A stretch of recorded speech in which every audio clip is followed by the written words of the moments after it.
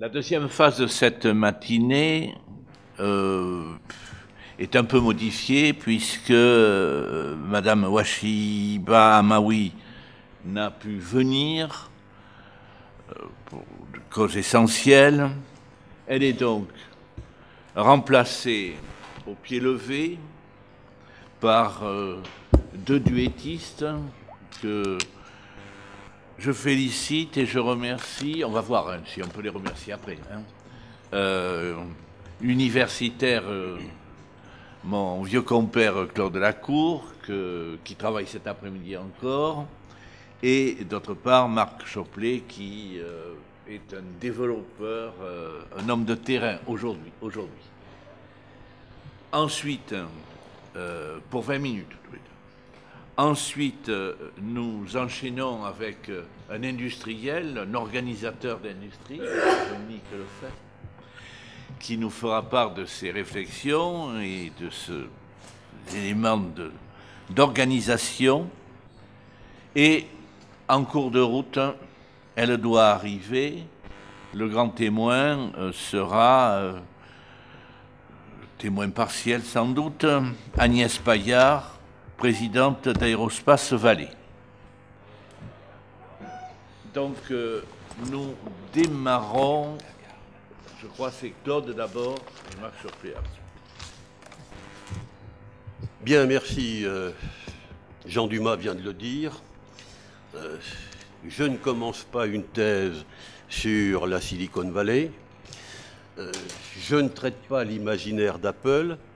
Mais lorsqu'on nous a demandé hier soir de prendre le relais, je me suis demandé, et je profite qu'Agnès Paillard ne soit pas là parce qu'elle me reprendrait violemment, qu'est-ce que je dirais si j'avais eu à traiter la Silicon Valley? Et alors que ma thèse a commencé en 1962, en réalité en 63, mais c'est 62 qui m'arrange. Pourquoi? 1962, il y a un auteur qu'on n'a pas encore évoqué, c'est pas Walter Isar, c'est pas Krugman, c'est John Ford. Et John Ford, dans L'homme qui a tué Liberty Valance, fait dire cette formule extraordinaire, ça complète La frontière d'hier, alors, virgule, ici, virgule, dans l'Ouest, lorsque la légende dépasse la réalité, virgule, on publie la légende. Et j'ai envie de dire que la Silicon Valley, telle que je la vois, telle que je la lis, telle que je l'entends, bien sûr, je peux faire celui qui a tout lu, ou presque tout lu, hein, Saxenian, Scott, Storper. Non, c'est quoi la Silicon Valley? Comment on la voit? Oh, c'est un lieu merveilleux. Ils sont beaux, ils sont bronzés, ils sont blancs, ils sont bricoleurs, et ils deviennent bankable. Et donc on a cette espèce d'image extraordinaire de la Silicon Valley où tout marche, où il y a ce que nous disait le témoin tout à l'heure, où il y a en direct, pas le débat sur la linéarité. Non, on pense marcher, on produit marcher, on innove en permanence, on fait quelque part faillite. Alors qu'on oublie, me semble-t-il, et c'est mon premier âge, j'essaierai de traiter dans le temps qui nous est donné 3 âges, et c'est mon premier âge. Mais la Silicon Valley, c'est comme ça qu'on la voit, bien sûr. En réalité, elle a 50 ans, 40 ans. Il y a eu l'intervention des pouvoirs publics, il y a eu l'influence de grands laboratoires, il y a eu des dépenses militaires. Alors la légende de la Silicon Valley nous conduit à oublier certains des fondements territoriaux. Et la Silicon Valley que j'avais à traiter lorsque j'ai démarré ma thèse, et on a célébré il y a combien, 2-3 mois, notre Silicon Valley de l'époque dans cette région, c'était le pôle de Lac. Et le pôle de Lac, c'était merveilleux. Hein, la région aquitaine n'avait pas de ressources, au sens de ressources énergétiques. On découvre du pétrole, surtout du gaz. Formidable. On va pouvoir se développer. Et donc, on faisait des villes nouvelles. On a fait Mourinx, on a fait des tuyaux, on a acheminé le gaz. Et c'était une façon de concevoir le développement régional. Alors là, on n'avait pas Krugman, on n'avait pas Saxenian, mais on avait quoi? On avait Pérou, c'était peut-être pas si mal. On avait Pérou qu'on va retrouver tout à l'heure dans les pôles. On avait les infrastructures. Premier âge. Deuxième âge, la manière dont j'ai essayé, et j'essaye encore, de traiter les problèmes de territoire, c'est à travers essentiellement l'aménagement du territoire. Je sais gré à Pierre de m'avoir invité, parce que là aussi, l'aménagement du territoire, c'est quelque chose de central. Et l'aménagement du territoire, alors peut-être dans une vision idéale, c'était une chose extraordinaire. Hein, on pouvait produire, là encore, des villes nouvelles. On pouvait résoudre des disparités. On avait l'ambition de créer, hein, la région Aquitaine a gagné pas mal d'implantations. Mais on avait aussi cette dimension forte de la réparation. Aménagement du territoire, c'est quoi? C'était quoi, sous l'influence de l'État? Bon, des politiques de réparation et l'incitation à la création. Le grand renversement, je crois que c'est Fès hier qui parlait, vers la fin de son intervention, de décalage et de déplacement. Je crois que c'est beaucoup plus que cela même, c'est le renversement total. Le renversement total, la puissance publique aujourd'hui n'a plus de moyens financiers. Bon, alors les 30 glorieuses qu'il faut aborder avec nuance, parce que hier c'était toujours plus facile, plus beau. Bon. Mais nous sommes en situation de crise. Autrement dit, toutes les logiques de projet, les logiques d'aménagement, les logiques de mouvement ne sont plus guère possibles. On n'a plus d'argent, on n'a plus de moyens, on n'a plus d'éléments mobilisateurs. Et du coup, autre renversement, les institutions ne savent plus trop comment se situer, s'organiser. Et alors c'est assez extraordinaire, c'est assez fabuleux, c'est inquiétant. Quand je dis extraordinaire, fabuleux, entendez inquiétant. Parce que aujourd'hui, c'est quoi l'aménagement du territoire? C'est de retrouver la compétitivité, d'accentuer, qu'on le veuille ou non, la concurrence entre territoires, et c'est la bataille pour l'excellence. Quand on décline, sur les 10 dernières années, les pôles de compétitivité, les SPL, les grappes d'entreprise, les pôles d'excellence rurale, c'est quoi? C'est, il faut absolument se battre pour l'excellence. Ceux qui ne sont pas excellents, ben c'est embêtant, mais autrefois, il y avait une politique de réparation. Elle n'existe plus tout à fait de la même manière. Et alors, c'est cette espèce d'appel à l'excellence, ben, c'est l'innovation. L'innovation, c'est assez fabuleux, c'est le discours de base. Innover, innover, innover, c'est dans l'innovation que vous survivrez et que vous gagnerez. Alors on pense innovation technologique. 2 minutes. D'abord, l'innovation technologique, c'est pas seulement l'innovation technologique, c'est l'innovation dans des modes de pensée. Et troisième âge, et j'ai 3 messages, message c'est peut-être un titre un peu pompeux. Qu'est-ce que nous avons à faire aujourd'hui les uns les autres? C'est d'innover. Mais d'innover dans quoi? Dans 3 choses. 1, il faut innover dans le dépassement de la rationalité de l'objet local, du territoire. Il n'y a pas un modèle de territoire, il y a des territoires. Et heureusement qu'il n'y a pas que les grandes villes, heureusement qu'il n'y a pas que les hautes technologies. On innove beaucoup, tu l'as dit Roberto, dans des industries traditionnelles. On innove beaucoup dans le domaine du vin. On innove beaucoup dans des activités. Donc il faut dépasser cette rationalité de l'objet comme s'il y avait un modèle. 2, Il nous faut dépasser aussi la rationalité des comportements des uns et des autres, de nous, à savoir un objectif, des moyens. Il y a des politiques de mimétisme, il y a des politiques de résistance, il y a des politiques d'application, on redécouvre le terroir comme force technologique nouvelle. Puis, dernier dépassement, je crois que nous devrions avoir en permanence en tête, mais vous le faites sans doute mieux sur le terrain, c'est l'idée qu'il y a des modèles normatifs. La créativité, la dernière trouvaille. Soyez tous créatifs. Inventez un musée, inventez un festival. Comme s'il n'y avait pas de façon plus discrète, plus secrète, plus permanente, moins visible, des innovations territoriales partout, tout le temps. Mais il nous faut du temps. Le temps, nous n'en avons plus. Merci Jean. Bravo. Très bien. Oui, alors je mesure tout à fait la hauteur du challenge. De parler après Claude Lacour et de vous faire redescendre à des niveaux extrêmement voire au niveau du sol, au niveau des pâquerettes, voire sous le sol.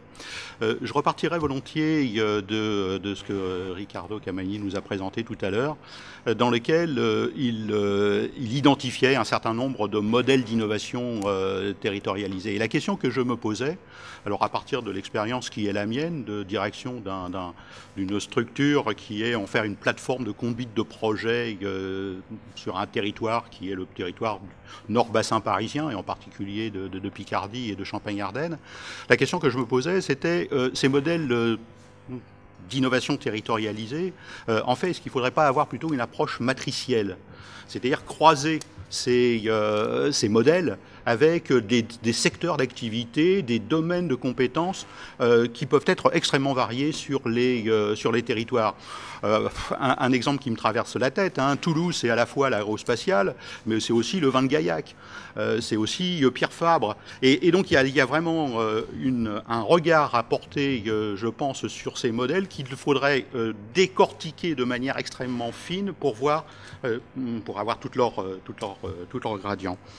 Alors, Claude Lacour, tout à l'heure, a rappelé la conquête de l'Ouest.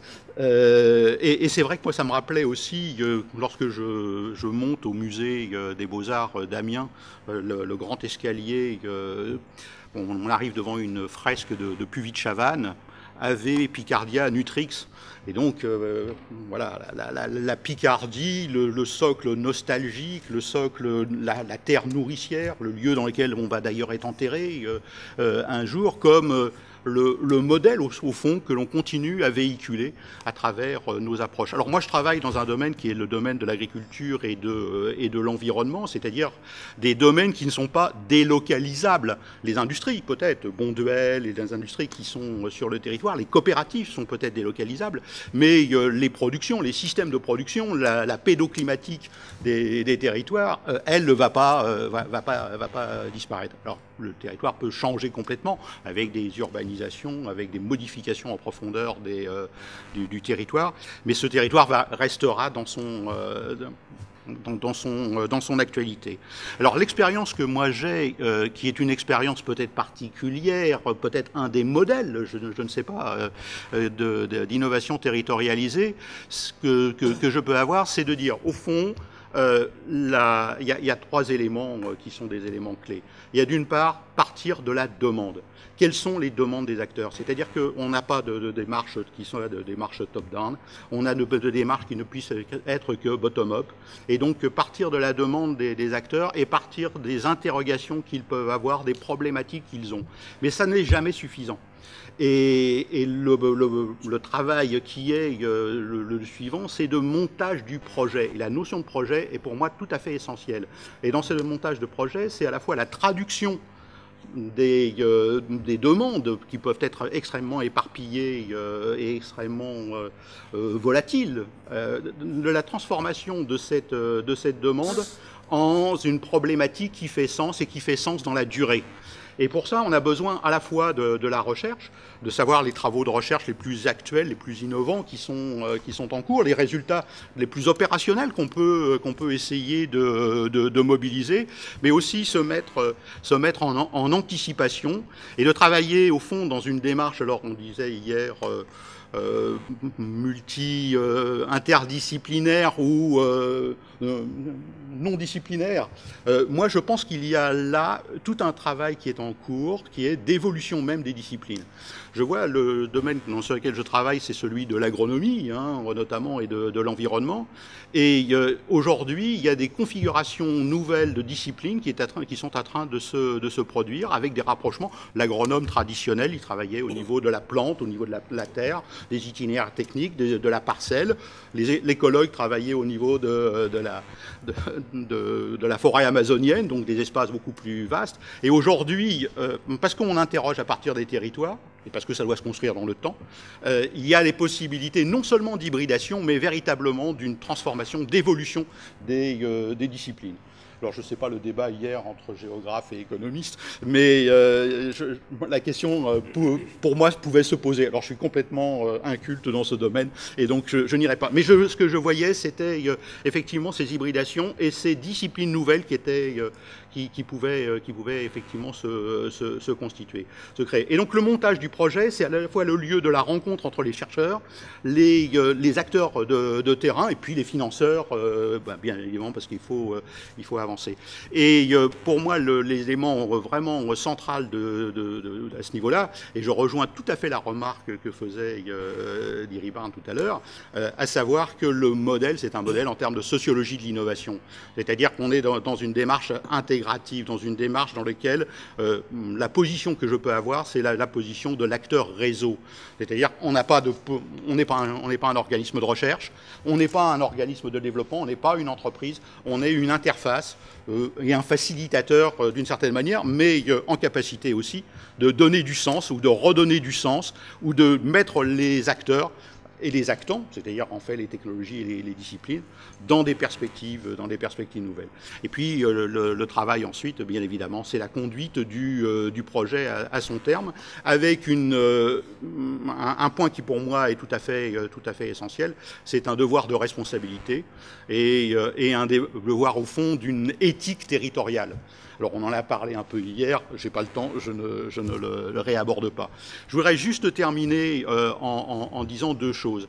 La première, c'est que dans les travaux qui sont aujourd'hui conduits de réflexion sur des diagnostics territoriaux pour préparer la période 2014-2020, les plans de cohérence écologique, les schémas directeurs, les plans climat, air, énergie, etc., l'approche qui en est donnée, parce que la question bien évidemment à se poser, c'est celle de l'évaluation et d'un diagnostic sur les territoires, l'approche qui en est donnée est aujourd'hui relativement soit macro-statistique, tout à l'heure on agglomérait les données pour avoir une approche au niveau des États, et donc est-ce qu'on rend bien compte de la dimension de l'innovation de cette manière, ou soit on a une approche qui est une approche avec les matrices SWOT, force, faiblesse, opportunité, menace, dans lesquelles on essaye de classer, matrice qui nous vient des militaires américains au moment de la Deuxième Guerre mondiale. Et donc voilà, on est dans une démarche comme ça. Pour moi, la question centrale qu'il faut se poser face à un projet, et en tout cas c'est les projets sur lesquels j'ai à travailler, c'est au fond, est-ce qu'on n'a pas d'autres modèles à mettre en œuvre? Et pour moi, alors je l'ai emprunté, et j'en retire tout le côté dogmatique ou normatif qu'il peut y avoir. C'est un modèle qui nous vient à la fois des Australiens et des Canadiens, Macro, qui est le modèle ESR. Efficacité, subsidiarité, recomposition, reconception, rupture. Et donc, est-ce que le travail dans lequel je me situe, est-ce que c'est un travail, au fond, d'amélioration, d'optimisation de l'efficacité sur quelque chose de relativement petit, et il faut en passer par là, et c'est une forme d'innovation que de favoriser ces optimisations. Est-ce qu'on est dans une situation dans laquelle on réfléchit en termes de subsidiarité, c'est-à-dire remplacer une approche, une technologie par une pratique Alors, je parle notamment sur les systèmes de production agricole. Hein. Est-ce qu'on est, voilà, remplacé l'utilisation des intrants chimiques par d'autres formes, du désherbage mécanique ou d'autres formes? Donc, est-ce qu'on est en démarche? Mais ça veut dire rechercher des alternatives et identifier des alternatives, les tester, les mettre en œuvre sur les territoires. Ou est-ce qu'on est dans une troisième étape, qui est une étape de recomposition ou de reconception? On est dans la région entre Picardie et Champagne-Ardenne, sur l'espace du pôle de compétitivité industrie et agro-ressources, dans lequel la vision, c'est celle de la bioraffinerie végétale de demain, du développement d'une bioéconomie adaptée à ces territoires. Et pour ça, il y a une nécessité absolument fondamentale, qui est une nécessité à la fois de développement industriel, de recomposition des modèles industriels sur lesquels on est, mais aussi de recomposition des systèmes de production agricole sur lesquels on travaille, dans lesquels il doit y avoir à la fois la dimension environnementale, la dimension alimentaire, la dimension non alimentaire, qui doivent être prises en compte. Et donc, est-ce qu'on est en position ou en capacité de proposer et de le proposer de manière opérationnelle, efficace, avec des résultats, parce qu'on est une agence de résultats, est-ce qu'on est en capacité de proposer des systèmes de recomposés de production? Voilà. Merci, et nous remercions vivement à la fois pour l'intérêt et également pour le dévouement de nos deux prestataires exceptionnels. Donc maintenant nous enchaînons avec Dominique Lefebvre, 20 minutes donc sur son domaine.